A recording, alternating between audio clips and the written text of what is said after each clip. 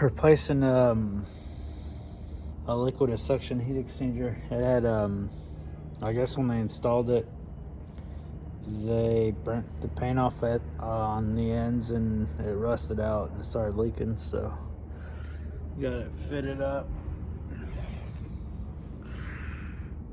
Changing out the filter, dryer course,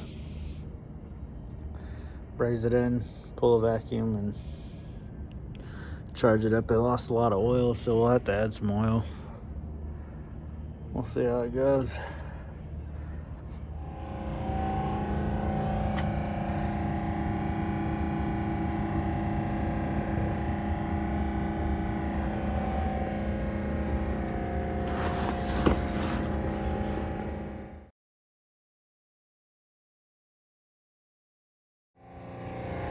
Here's a little liquid suction heat exchanger.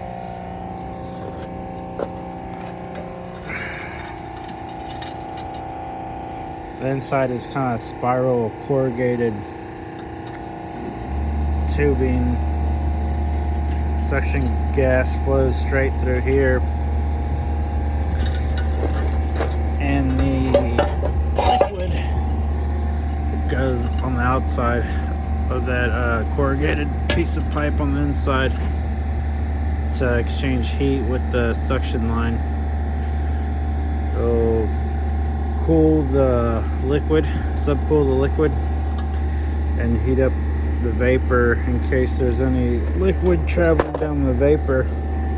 Try to hopefully vaporize it before it gets to the compressor. So I guess when they brazed this one, they got it too hot and melted the paint, and they didn't repaint it, so it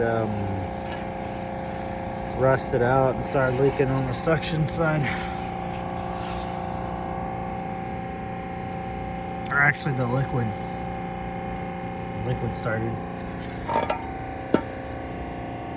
coming out because the liquid's between the shell and this corrugated pipe on the inside.